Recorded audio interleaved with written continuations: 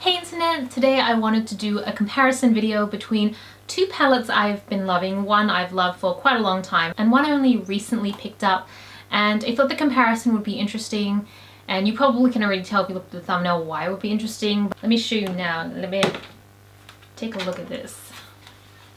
When I first saw this palette in store, I had to do a double take because I thought Urban Decay was selling locally in now Targets, which was weird. Turned out this is not Urban Decay, this is BYS, otherwise known as Be Yourself. I think it's an Australian brand. I'm pretty sure they're based in Victoria, and then as you guys probably know, this is the famous Urban Decay. Tried those two and I thought I would just compare them. So for any Aussies out there who see these in Target or wherever else BYS sells. So I'm just going to give you a really quick rundown on both ranges. I'm trying to like have a bit of a structure to how I do makeup comparisons or makeup reviews and stuff like that. So the BYS range comes in about 9 to 10 different palettes. I'm not 100% sure, I just kind of go off what I see online. Each of the palettes, as you can see, have 12 different shades in each of the palettes, and they range from like neutrals to colorfuls to whatever you can think of. It comes actually with two applicators. So these are the two applicators it came with. One is a jeweled sponge tip applicator and one is kind of like a jewel brush applicator but flat brush. They also come with a mirror, and these retail for $16.95 Australian. I'm not going to go into too much detail with the Urban Decay range because I feel like you guys would already know. I feel like most people in the beauty community already know these, but as you know, I think there's like 5 different ones. It's like the original Naked, Naked 2, Naked 3, Heat, Smoky, I don't know, and then there's the basic palettes as well, but I'm not going to include those. So they also come with 12 different shades, as you can see here. And it comes with one applicator. I don't have the applicator right now. I don't actually know where the applicators are because for these sort of palettes I don't use the applicators, so I store them away somewhere. But it comes with like one massive applicator which is jewel tip. One I think is kind of like an like a round one is like a blending brush, and then another is kind of like a packing on brush. So those are actually quite usable. I don't use them as much because I prefer my own brushes. I just don't like, I don't know, for some reason it just doesn't work as well as say like my regular tool of brushes. It also comes with a mirror, which I quite like. However, in Australia, this is $83. So that's quite a big of a price difference right there. Alright, so I'm just going to touch on some like differences between the two other than the price. I feel like that's quite obvious, so I won't go into the price too much. So what I have found, I picked up 2 of the palettes. This is the matte palette, which has, as you would guess, mostly just matte shades, some cool, some warm tones in here. And then I also got one called the Nude 3, Metallic and Matte. This actually does have its applicator still in here, but I'm going to just toss them out. And this comes with like 6 metallics and 6 mattes. And I found that the 2 Urban Decay palettes that kind of align to these the closest were the original Naked palette here. This is still like my favorite from the Urban Decay range because I just don't like this packaging. I just find it like, I don't know, I find it annoying. But a lot of people seem to like it. And then the Urban Decay Naked 2 palette. Yeah, I found these 2 most comparable to the ones I purchased.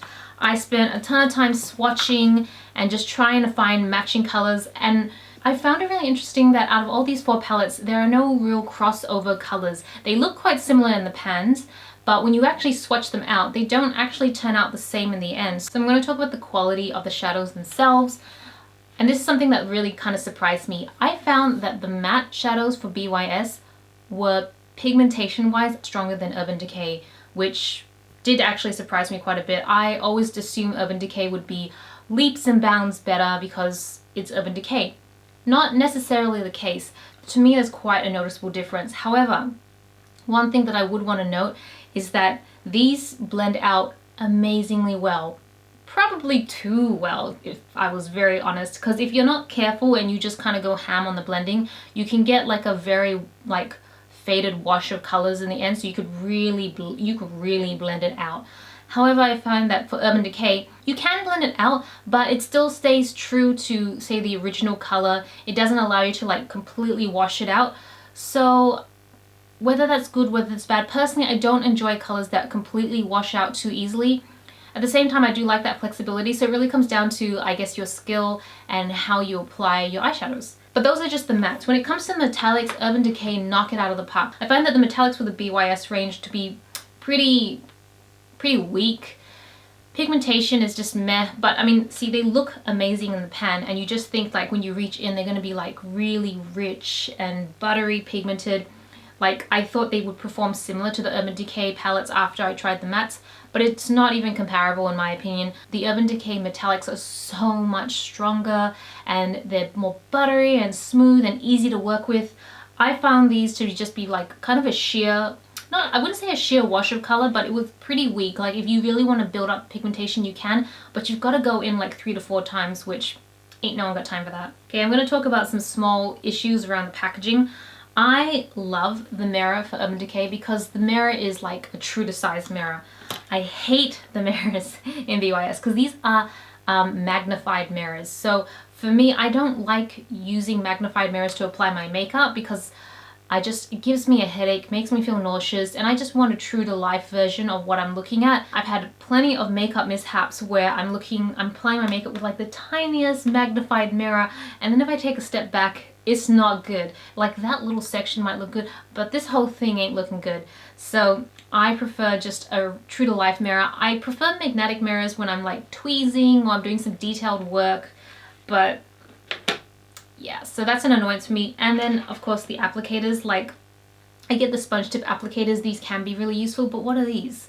Like, these are like the flimsiest brushes I've ever seen, and I don't actually know what I would use them for. Like, I couldn't really apply eyeliner with them, or maybe a really soft wash, but nothing that I could blend with. So I feel like even though I don't really use the Urban Decay applicators, they're more usable. So if I was to travel, I could use them. But for these, the sponge tips are the only ones I could use, and even then, there's some limitations to sponge tip applicators. So overall, those are the 2 comparisons that I have for you.